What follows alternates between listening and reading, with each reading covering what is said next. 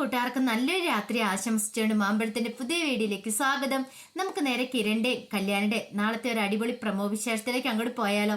നാളത്തെ പ്രമോ വിശേഷത്തെ നമ്മൾ കാണാൻ പോകുന്ന കുറച്ച് നല്ല വിശേഷങ്ങളൊക്കെയാണ്. ഇത്രയും കാലം നമ്മളെല്ലാവരും കാണാൻ കാത്തിരുന്ന വിശേഷങ്ങളാണ്. വിക്രത്തിനും പ്രകാശനിട്ടും തിരിച്ചടി കിട്ടണമെന്ന്. അപ്പൊ അങ്ങനെ ഒരു തിരിച്ചടി തന്നെ അങ്ങോട്ട് കിട്ടുവാണ്. വിക്രത്തിനെ കോടതി ശിക്ഷിക്കുകയാണ്. അങ്ങനെ വിക്രം ജയിലിലേക്ക് പോകുന്ന സമയത്ത് ഇത് കണ്ട് സഹിക്കാൻ വയ്യാതെ പ്രകാശൻ നേരെ മരണത്തിലേക്ക് പോകുന്ന ചില അസുലഭ നിമിഷങ്ങളൊക്കെയാണ് നാളെ നമ്മൾ കാണാൻ പോകുന്നത്. ഇന്ന് തന്നെ നമ്മൾ കണ്ടു. രാഹുലും മെന്റൽ ഹോസ്പിറ്റലിൽ വന്നതിന് ശേഷം ഷാരിയും സരയും കൂടെ അങ്ങോട്ട് ചെല്ലുന്നുണ്ട്. പിന്നെ രാഹുൽ എന്ത് ചെയ്യുവാണ്, വളരെ ക്രൂരമായിട്ട് തന്നെ, അതായത് ഇത്രയും കാലം ഇത്രയും ദിവസം തന്നെ മെന്റൽ ഹോസ്പിറ്റലിലേക്ക് കൊണ്ടുപോയിട്ടത് രാഹുലിന് ഇഷ്ടപ്പെട്ടിട്ടുണ്ടായിരുന്നില്ല. അപ്പൊ അതിന്റെ പേരില് ഷാരിയെ നല്ല ചീത്ത പറയുന്നുണ്ട്. എനിക്കല്ല ഭ്രാന്ത്, നിന്റെ മരുമോനാന്നൊക്കെ പറഞ്ഞ് ഷാരിയെ കുറ്റപ്പെടുത്തുവാണ്. ഈ സമയത്താണ് രാഹുലിന്റെ അരിയിലേക്ക് മനോഹർ വരുന്നത്. മനോഹറെ കണ്ടത് പിന്നെ രാഹുൽ ഒന്നും മിണ്ടിയില്ല. മനോഹർ ഒന്ന് ഇരുത്തി ഒന്ന് നോക്കുവാണ്. മനോഹറിന്റെ ആ നോട്ടത്തിന്റെ അർത്ഥം രാഹുലിന് മനസ്സിലായി. ഇനി ഇവൻ ഇവിടെ പറയാൻ പോകുന്ന മിക്കവാറും താരയെക്കുറിച്ചുള്ള കാര്യങ്ങളായിരിക്കും. അതുകൊണ്ടൊന്നും മിണ്ടാതിരിക്കുന്ന ബുദ്ധിന്ന് മനസ്സിലായി. പിന്നീട് ഷാരിയും സരയും അങ്ങോട്ട് പോയ സമയത്ത് തന്നെ മനോഹർ അങ്ങോട്ട് കയറി വന്നിട്ട് പറഞ്ഞു, കൊള്ളാം, കിട്ടിയ അവസരത്ത് തന്നെ എന്നെ അമ്മായിച്ചൻ എനിക്കിട്ട് പാരമണിയാൻ നോക്കുമല്ലേന്ന് ചോദിക്കണം. അത് അമ്മായിച്ച ഇപ്പം എൻ്റെ ഹോസ്പിറ്റലിൽ നിന്ന് വന്നോളൂ, തിരിച്ച് അങ്ങോട്ട് തന്നെ പോണോ? പോണെങ്കിൽ അതിനുള്ള വഴിയൊക്കെ ഞാൻ പറഞ്ഞു തരാമെന്ന് പറയാണ്. എടാ, നീ അതേ കാലം ഇവിടെ വാഴാൻ പോകുന്നില്ല, നിന്നെ എന്ത് ചെയ്യണമെന്ന് എനിക്കറിയാന്ന് പറയണം. എന്ത് ചെയ്യാൻ അമ്മായിച്ച, ഒന്നും ചെയ്യാൻ പോകുന്നില്ല. ഇപ്പം നിങ്ങൾ മെന്റൽ ഹോസ്പിറ്റലിൽ കിടന്ന ഒരു പരുവത്തിനല്ലേ വന്നേക്കുന്നത്. ഒരു കാര്യം ചെയ്യ്, റെസ്റ്റ് എടുക്കുക, അതിനുശേഷം നമുക്ക് എന്ത് ചെയ്യണം തീരുമാനിക്കാന്ന് പറയണം. കൂടുതൽ കളിച്ചാണ്ടല്ലോ, ഞാൻ മറ്റേ കാര്യമില്ലേ അതങ്ങ് പറഞ്ഞു കൊടുക്കും. അതിനുശേഷം ഞാൻ ഇവിടുന്ന് പോയാലും എനിക്കൊന്നും സംഭവിക്കാൻ പോകുന്നില്ല. പക്ഷെ നിങ്ങൾക്ക് അങ്ങനെയല്ല, നിങ്ങളുടെ ജീവിതം തന്നെ തകർന്നു പോകും. എനിക്ക് ഇവിടുന്ന് പോയിട്ടുണ്ടെങ്കിൽ അറിയാലോ, ഞാൻ എങ്ങനെ എവിടെയെങ്കിലും പോയി ജീവിക്കൂന്ന് പറയണം. രാഹുലിനെ നന്നായിട്ട് അറിയാവുന്ന കാര്യമായിരുന്നു. ഇവന് തൻ്റെ മോളെ ഉപേക്ഷിച്ചിട്ട് പോകുന്നുള്ള കാര്യം ഉറപ്പാ. പക്ഷെങ്കിൽ ഇവൻ പോകുന്നതിന് മുമ്പ് തന്നെക്കുറിച്ചുള്ള കാര്യങ്ങളൊക്കെ പറഞ്ഞിട്ട് പോയിട്ടുണ്ടെങ്കിൽ തൻ്റെ ജീവിതം തകരും. പിന്നെ ഒരിക്കലും തനിക്കൊരു ജീവിതം ഉണ്ടാവില്ല. അതൊക്കെ ഓർത്തപ്പോൾ ആകെപ്പാടെ രാഹുൽ ശരിക്കും തലയ്ക്ക് ഭ്രാന്ത് പിടിക്കുന്ന പോലെ തോന്നി.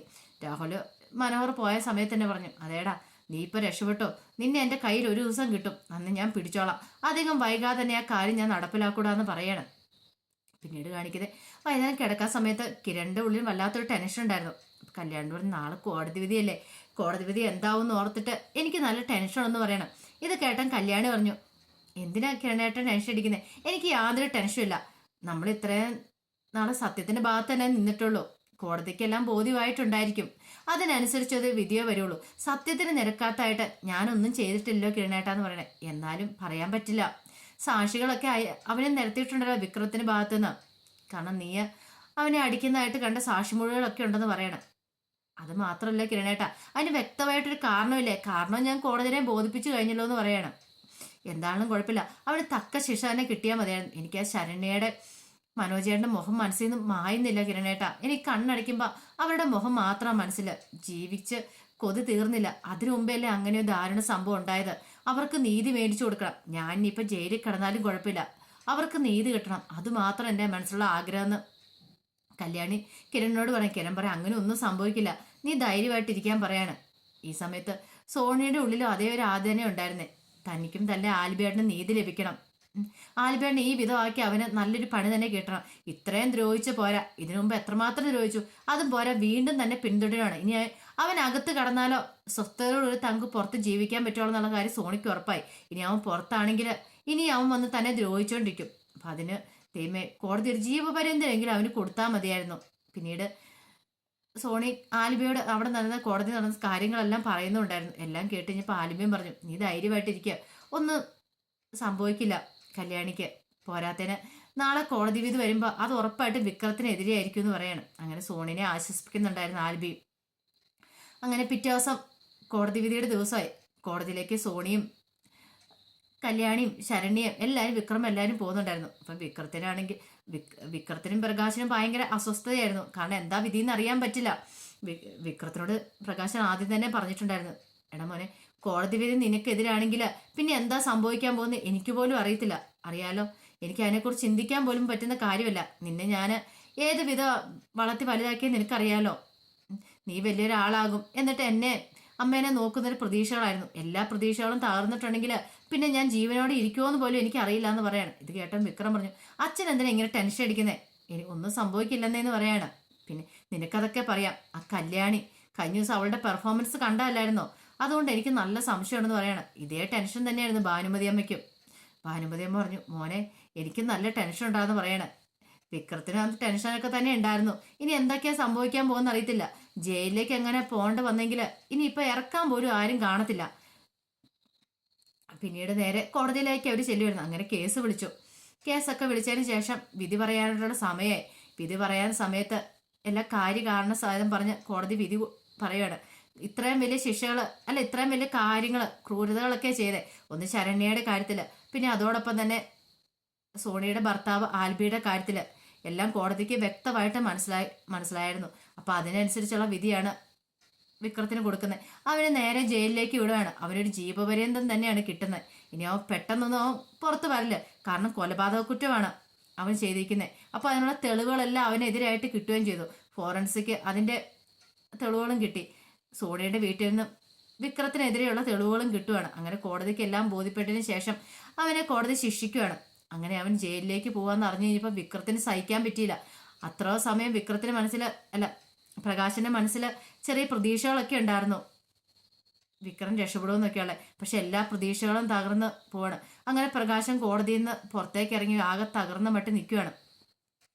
അങ്ങനെ വിക്രത്തിനെ ജയിലിലേക്ക് കൊണ്ടുപോകാനായിട്ട് ഇറക്കിക്കൊണ്ട് വരുവാണ്. പക്ഷെ ഈ കാഴ്ച കണ്ടപ്പോൾ പ്രകാശന് സഹിക്കാൻ പറ്റുന്നുണ്ടായിരുന്നില്ല. പ്രകാശൻ ആകെപ്പാടെ തകർന്നു പോയി. പ്രകാശൻ പറഞ്ഞു, മോനെ നീ എന്ന് പറഞ്ഞിട്ട് ഓടി അങ്ങോട്ട് ചെല്ലുവാണ്. പക്ഷെ പോലീസുകാര് അങ്ങ് മാറ്റിയെടുത്ത് മാറി നിൽക്കാനും പറഞ്ഞങ്ങോട്ട് മാറ്റി നിർത്തുവാണ്. പ്രകാശൻ തളർന്ന താഴേക്ക് അങ്ങോട്ട് ഇരിക്കുവാണ്. ഈ കാഴ്ച താങ്ങാൻ പറ്റുന്നതിന് അപ്പുറമായിരുന്നു. അവനെ ജയിലിലേക്ക് കൊണ്ടുവന്ന് ജീപ്പ് കയറ്റി കൊണ്ടുവന്ന് തളർന്നിരുന്ന് കഴിഞ്ഞപ്പോഴത്തേനും സോണി അങ്ങോട്ട് വന്നിട്ട് പറഞ്ഞു, ഈ ഒരു കാഴ്ച കാണാൻ വേണ്ടി ഞങ്ങൾ എത്രമാത്രം കാത്തിരുന്നിട്ടുണ്ടെന്നറിയാവോ? നിങ്ങൾ പ്രാർത്ഥിക്കുക, ഇനി അടുത്ത ജന്മത്തിലെങ്കിലും നിങ്ങൾക്ക് ഇതുപോലത്തെ ഒരു മകനെ കിട്ടില്ല, നല്ലൊരു മകനെ കിട്ടാൻ വേണ്ടിയിട്ട്. നിങ്ങൾ രാജകുമാരനെ പോലെ വളർത്തുമെന്ന് പറഞ്ഞവനാ ആണ്ടേ കള്ളനെ പോലെ നേരെ ജയിലിലേക്ക് പോകുന്നത്. ഇനി അവൻ അവിടെ കിടന്ന് അനുഭവിക്കട്ടെ. നിങ്ങൾ അനുഭവിക്കണം. ഇതുപോലൊരു മകനെ വളർത്തി വലുതാക്കിയതിന്റെ പേരിൽ നിങ്ങൾ അനുഭവിക്കണം. എങ്കിലോ ഞങ്ങൾക്ക് നീതി കിട്ടുള്ളൂ. എനിക്കും ശരണ്യക്കും എല്ലാവർക്കും ഞങ്ങൾക്ക് നീതി കിട്ടുള്ളൂ.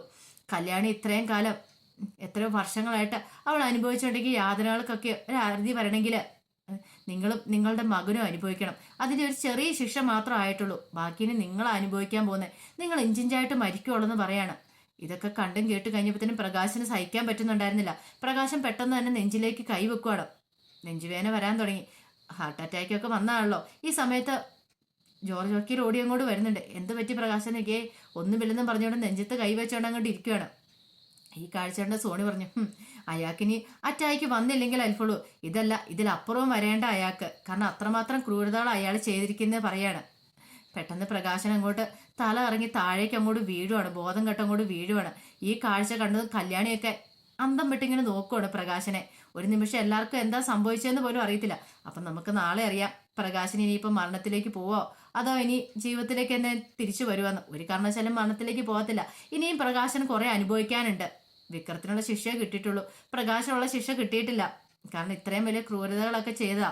അപ്പൊ അതിനുള്ള ശിക്ഷയും കൂടെ കിട്ടിയിട്ട് പ്രകാശന് ഈ ലോകത്ത് നിന്ന് തന്നെ പോകാൻ പറ്റുള്ളൂ. അപ്പൊ അതിന്റെ വിശേഷങ്ങൾക്കായി നമുക്ക് എല്ലാവർക്കും കാത്തിരിക്കാം കേട്ടോ. എല്ലാവർക്കും ഒരിക്കൽ കൂടി നല്ലൊരു രാത്രി ആശംസിച്ചുകൊണ്ട് നിർത്തുന്നു. നന്ദി.